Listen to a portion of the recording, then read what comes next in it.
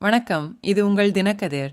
தமிழ்நாட்டில் ஆளும் திமுக திவிகே தலைவர் விஜய் மீது கடுமையான தாக்குதலை தொடுத்து அவர் ஆணவம், பேராசை மற்றும் விளம்பரம் மற்றும் அதிகாரத்தின் மீதான வெறி கொண்டவர் என்று குற்றம் சாட்டியுள்ளது. தனது ஊதுகுழலான முரசொலியில் விஜய் மாநில அரசுக்கு அவரை கைது செய்ய சவால் விடுத்தது. கரூரில் 41 உயிர்களை கொன்ற துயர நெரிசலில் இருந்து பொதுமக்களின் கவனத்தை திசைதிருப்பும் நோக்கில் ஒரு திசைதிருப்பும் தந்திரோபாயத்தை தவிர வேறில்லை என்று கட்சி கூறியது.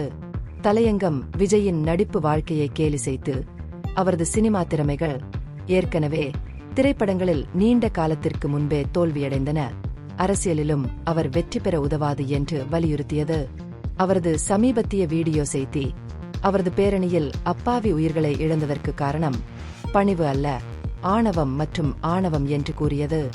செப்டம்பர் 30 அன்று வெளியிடப்பட்ட வீடியோவில் அரசாங்கம் அவருக்கு எதையும் செய்ய முடியும், ஆனால் அவரது கட்சி ஊழியர்களை காப்பாற்ற வேண்டும் என்று விஜய் கூறியிருந்தார். முரசொலி இதை பொறுப்பின் வெளிப்பாடாக அல்ல, வெற்று நாடகச் செயலாக விளக்கியது. திவிகே தலைவர் துக்கமடைந்த குடும்பங்களின் வலியை விட பிம்பத்தை உருவாக்குவதில் அதிக அக்கறை கொண்டுள்ளார் என்று வாதிட்டார். விஜயின் இழப்பீட்டு அறிவிப்பை மேலும் விமர்சித்த திமுக, முதல்வர் 10 லட்சம் ரூபாய் அறிவித்த பின்னரே பாதிக்கப்பட்ட ஒவ்வொரு குடும்பத்திற்கும் 20 லட்சம் ரூபாய் வழங்குவதாக உறுதியளித்ததாக குறிப்பிட்டது. முதல்வர் 1 லட்சம் ரூபாய் அறிவித்திருந்தால் விஜய் 2 லட்சம் ரூபாய் அறிவித்திருப்பார் என்று குறிப்பிட்டு தலையங்கம் கேலி செய்து அவரது ரசிகர்கள் கூட அவரது போட்டி அணுகுமுறையை அறிந்திருந்தனர் என்றும் கூறியது. அரசாங்கம் ஏற்கனவே தனது நிவாரணத்தை வழங்கியிருந்தாலும் விஜய் இன்னும் தனது வாக்குறுதியை நிறைவேற்றவில்லை என்று அது கூறியது. ஆளும் கட்சியின் கூற்றுப்படி விஜயின் வீடியோ செய்தி பச்சாதாபத்தை விட அவமதிப்பை காட்டியது. பாதிக்கப்பட்ட குடும்பங்களை ஆறுதல் படுத்துவதற்கு பதிலாக அவர் முதலமைச்சருக்கு ஒரு சவாலை விடுக்க தேர்ந்தெடுத்தார். நிவாரண நடவடிக்கைகளுக்காக பணத்தை விட்டுக் கொடுக்க வேண்டியதில் அவர் கோபமாக இருப்பதாகவும் தலையங்கம் குற்றம் சாட்டியது. டிசம்பர் 13 முதல் செப்டம்பர் 27 வரை தனது கரூர் பிரச்சார பயணத்தை முன்னெடுக்க அவர் எடுத்த முடிவின் பின்னணியில் ஒரு சதி இருப்பதையும் இது குறிக்கிறது. பாதிக்கப்பட்டவர்களின் குடும்பங்களை நேரில் சந்திக்காததற்கும் தொலைபேசி அழைப்புகள் கூட செய்யாததற்கும் தனது பொதுச் செய்தியில் இரங்கல் அல்லது மன்னிப்பு கேட்க தவறியதற்கும் விஜயை கட்சி கடுமையாக விமர்சித்தது.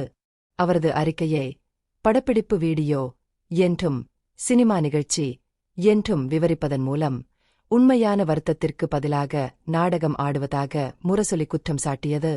இறுதியாக தொலைக்காட்சித் துறையின் 2ஆம் நிலை தலைமையின் நடத்தையை தாக்கிய தலையங்கம் சோகத்திற்கு பிறகு பலர் தலைமறைவாகிவிட்டதாக கூறியது. பிரச்சார நிறுத்தங்களுக்கு விஜய் அடிக்கடி தாமதமாக வருவது ஏன் என்றும் அது கேள்வி எழுப்பியது. அங்கு நீண்ட நேரம் உணவு அல்லது தண்ணீர் இல்லாமல் காத்திருந்த பிறகு மக்கள் பெரும்பாலும் மயக்கமடைந்தனர். தனது தாக்குதலை முடித்த திமுக 41 துக்கப்படுகிற குடும்பங்களின் அழுகைகளுக்கு மத்தியிலும் விஜயின் இதயம் அசையாமல் கல் இதயம் என்று குற்றம் சாட்டியது. மேலும் அவரை தடித்த தோல் மற்றும் இரக்கம் இல்லாதவர் என்று கண்டனம் செய்தது.